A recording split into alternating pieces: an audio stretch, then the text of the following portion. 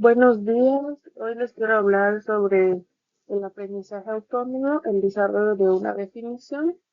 Mi nombre es Noeli y les voy a explicar acerca de ese artículo y quiero iniciar con un punto de partida importante que el aprendizaje no significa cambiar, todo se centra en lograr algo que antes no podíamos, es decir, aprender no significa simplemente cambiar de comportamiento.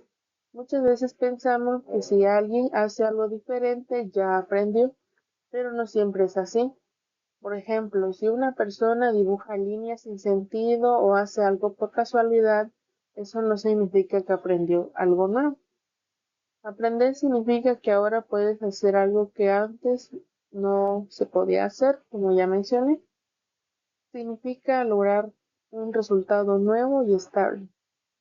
En otro caso, si antes no sabíamos resolver ecuaciones y ahora sí podemos resolverlas correctamente, significa que sí hubo un aprendizaje. Es decir, por eso menciono el punto de aprender implica resultados verificables.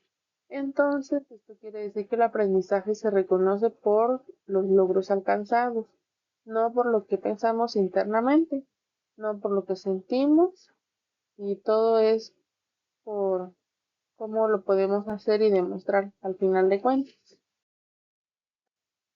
Aprender es algo en específico y tener un contenido y un dominio, porque pensamos que si no sumamos en base a 10 no es lo mismo que en base a 2, aunque sea la misma operación, el sistema cambia completamente. Tampoco es lo mismo aprender a escribir un ensayo en historia que aprender a hacer un informe científico. Cada uno pertenece a un campo en específico.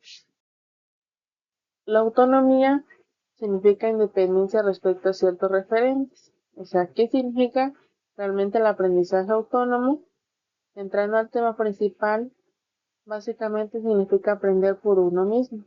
Es cuando ya no dependemos constantemente del docente, del libro o de alguien que nos diga paso a paso lo que debemos hacer. Pero eso no significa que estemos completamente solos o aislados, significa que ya no necesitamos tanta guía externa para lograr el aprendizaje. La autonomía no aparece de repente, es de forma gradual, ya que si por ejemplo no es algo que un día tenemos y el día siguiente no es como encender un interruptor, es un proceso que va gradualmente. Por ejemplo, puede que seamos muy autónomos en una materia porque tenemos experiencia, pero hay otras que todavía necesitamos mucha ayuda, más estamos empezando en el ámbito del derecho. Y eso es completamente normal porque la autonomía depende del tema y del nivel de práctica que tengamos. La autonomía significa depender más de mí mismo. Algo importante que explica el texto es que la autonomía no significa que el aprendizaje no tenga causa. Lo que cambia es de dónde viene esa causa.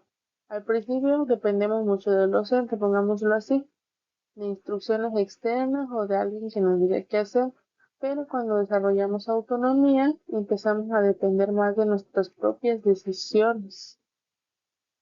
Yo organizo mi tiempo, decido cómo estudiar, busco información y corrijo mis errores. Es decir, dejo de depender tanto de afuera y empiezo a depender más de mí mismo. Primero dependemos y luego nos volvemos independientes.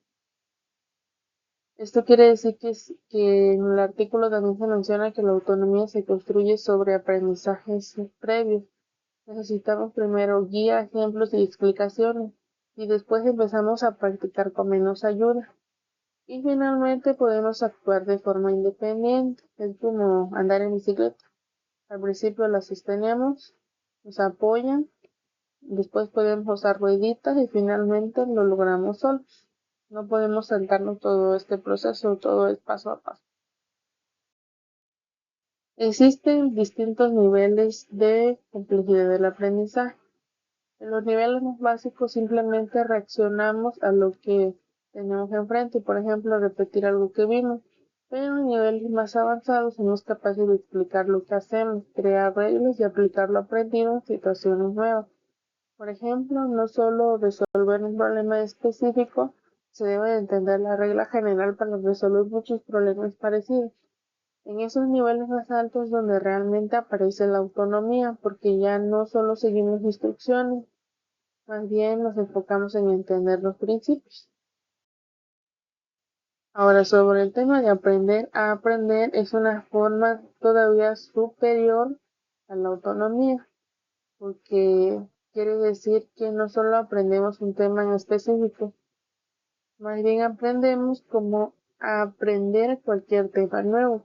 Por ejemplo, cuando sabemos cómo buscar información confiable, cómo resumir, hacer esquemas, organizar nuestro tiempo, estamos aprendiendo a aprender. Y esto es muy importante hoy en día porque el contenido cambia constantemente. No, es muy importante mencionar que no se deben memorizar los datos, necesitamos saber cómo seguir aprendiendo siempre. Trabajar solo no siempre es ser autónomo, porque algo que me parece muy interesante es que el artículo aclara que no basta con trabajar solo para decir que hay aprendizaje autónomo. Una persona puede estar completamente sola copiando instrucciones sin entender nada y esto es autonomía. Los problemas pueden ser cerrados o abiertos. Finalmente, por ejemplo, cuando el profesor dice exactamente qué hacer y cómo hacerlo, pero también hay problemas abiertos donde se tiene que decidir qué hacer, cómo hacerlo y qué resultado buscar. Los problemas más abiertos requieren mayor autonomía porque exigen que el estudiante piense más, tome decisiones y organice su propio proceso. Gracias por su atención. En general, el aprendizaje autónomo significa estudiar más solo y desarrollar una capacidad de lograr cosas nuevas con cada vez menos ayuda externa y más control sobre nuestras propias decisiones.